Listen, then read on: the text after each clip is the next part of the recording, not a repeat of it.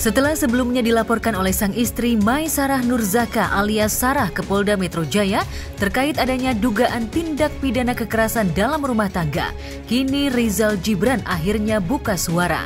Didampingi kuasa hukumnya, Rizal membantah semua yang telah dituduhkan istrinya itu kepadanya. Lantas seperti apa duduk permasalahan sebenarnya hingga Sarah nekat melaporkan Rizal ke pihak berwajib? Lantas benarkah pertemuan singkat itu menjadi musabab adanya dugaan kekerasan dalam biduk rumah tangga keduanya yang baru seumur jagung lantaran belum mengenal satu sama lain? Tidak, dia katakan dia tidak pernah melakukan. Maka dari itu kami juga berpendapat ke beliau, baik kalau itu memang kita tunggu nanti panggilan, karena ini sudah masuk dalam proses kepolisian, lidik, maka kita akan lihat nanti apakah peristiwanya itu dilakukan di mana, kapan, atau bahasa hukumnya lokus deliktinya bagaimana, sehingga perlu sekali untuk ditelaah dulu. Kenapa? Kita nggak akan buru-buru. Peristiwa hukumnya kan kita belum paham ini di mana. Kalau dia sampaikan di Polda Metro Jaya, berarti wilayah hukum di sekitar Polda Metro Jaya, kan seperti itu. Makanya kita katakan biar baik kita siapkan. Dan yang kedua, coba selama kalian jadi suami istri, apakah pernah berobat, pernah ke rumah sakit, ada peristiwa-peristiwa yang pernah terjadi terkait dengan kesehatan, terkait dengan luka dan sebagainya, tolong segera dikumpulkan, disimpan, dipegang. Nanti perlu buat abang untuk membuat seperti kantor pembuktian bahwasanya peristiwa yang dimaksud itu tidak pernah dilakukan oleh Rizal Gibran. Kenapa? Prinsip hukum satu. Siapa yang mendalilkan, maka dialah yang berkewajiban membuktikan dalil itu. Sehingga kita lihat nanti ketika di proses dipanggil oleh pihak kepolisian, kita lihat, kita tidak pernah terburu-buru. Sepertinya Rizal juga nggak akan pernah langsung menjawab sebagai kenapa ya? Padahal kan banyak soal itu kan pembenaran saja yang dilakukan oleh Rizal, padahal nggak seperti itu. Ya ada kekerasan verbal juga. Waktu itu tangan saya sempat dislok. Tapi kejadiannya bukan di sini, di Lawang. Banyak sih. Berapa kali? Kekerasan dia sekitar lebih dari 3 kali. Alasannya apa? Bukan karena cemburu. Makanya kita sebagai warga negara yang baik, Rizal menunggu itu dan siap akan hadir memenuhi itu agar semua clear. Karena jangan asumsi-asumsi peristiwa saja. Masing-masing pihak yang mendalilkan sesuatu silakan buktikan, dan kami yang berpendapat bahwa kami tidak melakukan, kami akan juga buktikan pada saat peristiwa itu di mana posisi Rizal, bagaimana sebenarnya Rizal akan buka.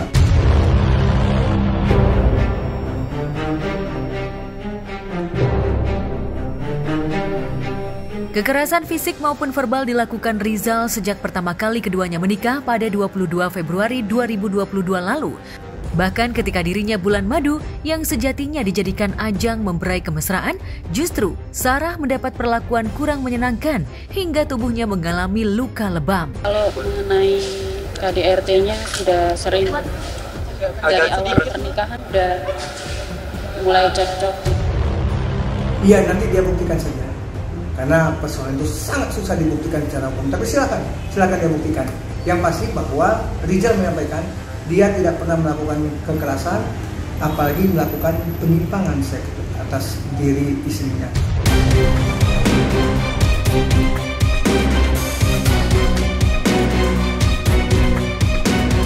Keinginan kuat untuk melaporkan Rizal ke pihak berwajib di awal-awal terjadinya dugaan kekerasan itu memang sudah sejak lama. Namun karena Sarah banyak menaruh harap jika suatu saat suaminya itu bisa mengubah perilaku negatif terhadapnya, niatan untuk melaporkan itu urung terlaksana. Ditambah Rizal juga diduga mengancam Sarah jika prahara rumah tangganya tersebar ke halayak banyak. Ya seperti kamu kalau ngomong sama orang tua kamu aku pukul. Itu sering kayak gitu. Iya, saya ada ketakutan gitu buat ngomong sama orang tua saya sendiri aja saya takut gitu. Ini persoalannya, makanya Rizal itu seperti mendengar petir di siang bolong. Tidak ada sedikit pun. Kalau misalnya ada gemercik sedikit bilang, ini kamu kan pernah melakukan ini, bagaimana? Ya kan, ayo kita bicarakan sebelum ini nanti akan menjadi bumerang bagi kamu, kan enak ya. Gitu. Ini tidak pernah ada dan itu tidak pernah sedikit pun dalam proses masa perceraian itu tidak pernah ada keluar pembicaraan terhadap itu.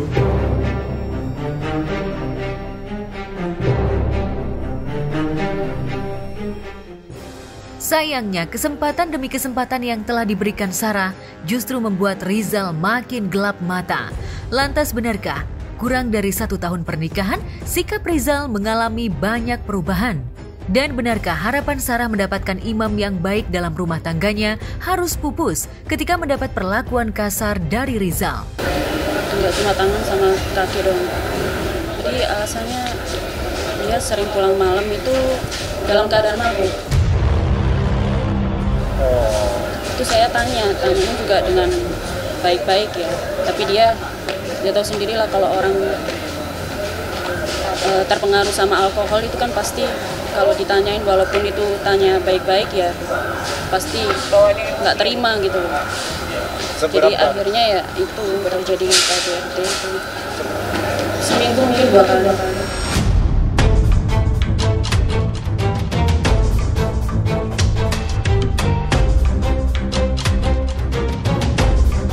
Pasangan yang awalnya dipertemukan lewat jalan ta'aruf ini harus berakhir dalam permasalahan pelik rumah tangga.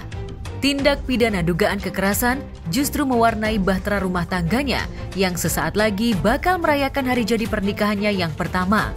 Lantas, adakah jalan tengah untuk bisa kembali mempersatukan temali cinta keduanya tanpa harus menempuh jalur hukum? Trauma. Ya takut aja kalau mau ketemu lagi. Ya WA. Iya apa? Dia via WA. Isinya apa? Ya cuma tanya kabar aja. Sama telepon cuma saya nggak angkat saya karena trauma gitu. Kalau dari pihak keluarga sih ya pasti kecewa ya, nggak terima juga gitu loh. Karena apa ya? Pas ta'aruf sama setelah menikah itu benar-benar bertolak belakang gitu. Jadi kaget gitu keluarga. Sama saya juga kaget gitu, nggak nyangka juga gitu.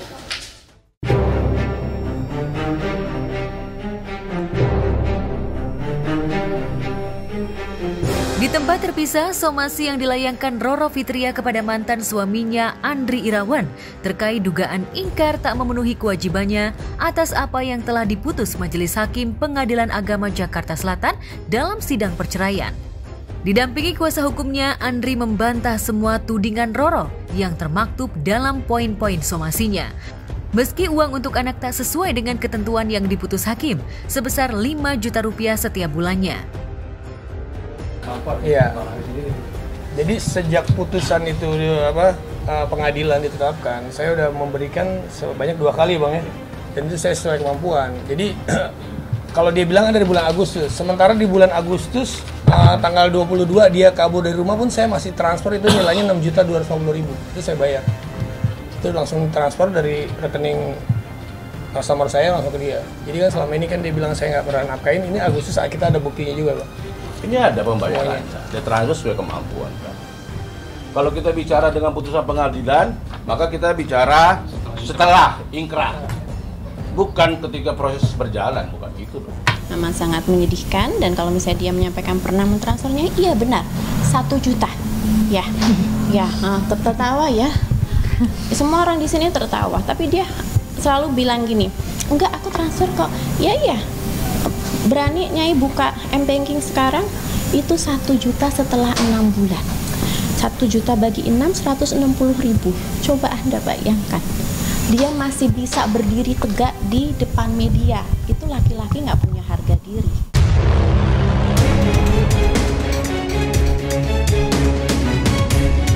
Somasi Roro sudah ditanggapi balik oleh Andri melalui kuasa hukumnya.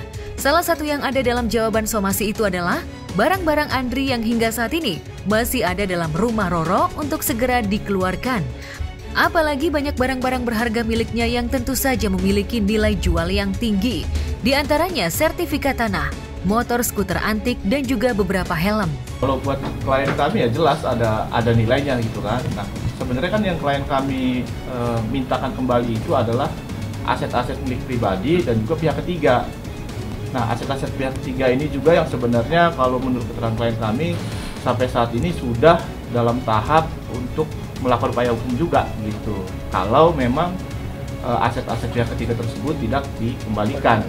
Dari klien kami ini list aset yang disampaikan adalah itu ada yang berupa berkas-berkas kepemilikan tanah, kemudian ini pihak ketiga ya? BPKB, Honda CBR, kemudian ada Vespa, ada motor listrik, ada motor trail, kemudian juga spare part racing, nah kemudian juga anak kerja untuk bengkel dari Pak Andri. Nah kemudian juga ada perlengkapan aparel racing, ada rompi, ada jaket, kemudian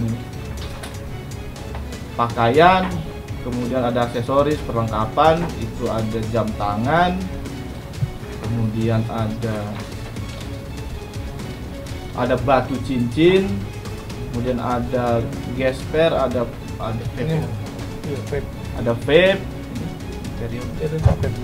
ada terion, kemudian ada lemari Oakley, lemari helm, lemari jaket, sofa workshop, kemudian ada kunci motor mobilizer, motor Honda CBR 1000 itu.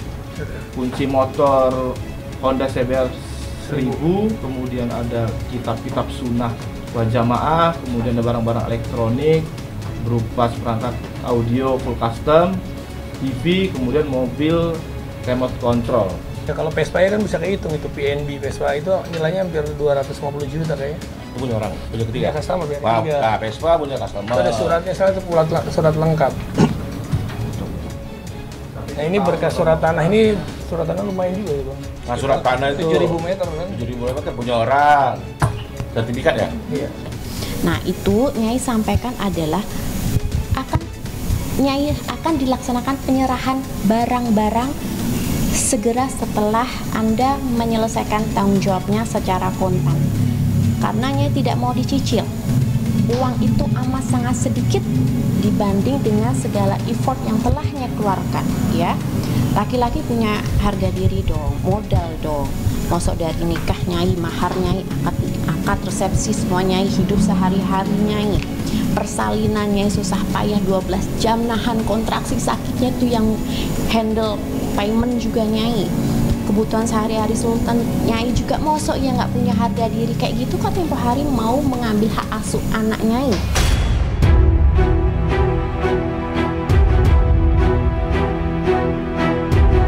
Namun sepertinya permintaan Andri itu tak semudah membalikkan telapak tangan. Roro ingin jika Andri ingin mengambil semua barang-barangnya, maka seluruh kewajiban dari mulai uang idah dan mut'ah dan juga nafkah anak harus segera dirampungkan tanpa harus mencicil. Apalagi Roro mengklaim jika hampir semua barang-barang milik mantan suaminya itu dibeli dari kocek Roro sendiri. Nah, kalau kita mencermati permintaan dari saudari Roro Fitri ya terkait dengan yang pertama itu adalah permintaan terkait nafkah istri, kemudian permintaan terkait dengan nafkah anak. Nah, nafkah istri ini terdiri dari dua. Yang pertama itu adalah mut'ah, kemudian yang kedua adalah idah. Jadi kalau kita lihat informasinya, besaran yang diminta adalah sebesar 95 juta sekian. Kemudian kami juga telah menanggapi terkait dengan permintaan tersebut. Yang pertama adalah bahwa klien kami Pak Andri ini menyatakan saat ini kondisinya memang secara finansial itu tidak memungkinkan untuk melaksanakan isi putusan terkait dengan pembayaran nafkah idah dan mut'ah yang ditetapkan oleh putusan Pengadilan Agama Jakarta Selatan.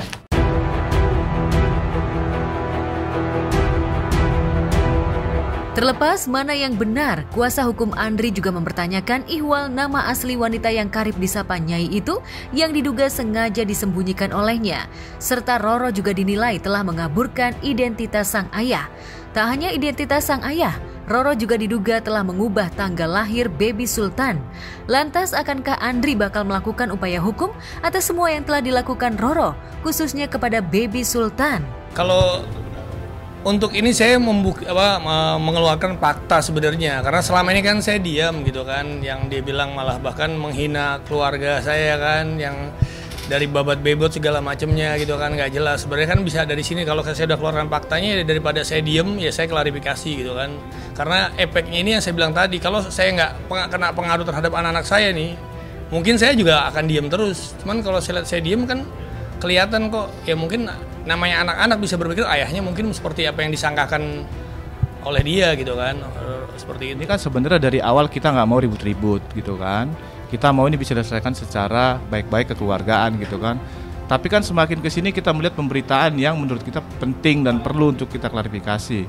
Yang tadi disampaikan soal masalah tanggal lahir anak, kemudian mengenai identitas nama saudari Roro ini, kemudian nama orang tuanya. Nah ini yang menurut kita perlu untuk kita sampaikan kebenarannya gitu. Nah terkait dengan dari aspek hukumnya kan suka tidak suka kan pasti ada aspek hukumnya. Kalau tadi kita bicara soal tanggal kelahiran anak, ya kalau menurut kita dari sudut pandang hukum itu ada penghilangan asal-usul. Makanya tadi kita minta untuk saudari Roro ini membuktikan apa dasarnya dia menyampaikan bahwa Bibi Sultan ini lahir tanggal 24 Agustus. Makanya tadi saya sampaikan juga faktanya dari sertifikat kelahiran dan juga putusan pengadilan itu jelas tanggal 9 Juli 2022 gitu. Nah kemudian terkait dengan perubahan nama ini kaitannya dengan asal usul ya gitu. Nah ini mau kita sampaikan, apakah nanti dia memiliki identitas ganda? Karena kita lihat kan artinya dua-duanya sah nih. Nah kalau kita lihat aturan hukumnya kan setiap orang itu hanya boleh punya satu identitas yang tercatat di nomor induk kependudukan berupa KTP gitu. Nah aspek hukumnya jelas ada. Kalau kita bicara soal misalnya hukum pidana ya gitu. Ada di situ pemalsuan atau menempatkan keterangan palsu dalam akta otentik gitu misalnya.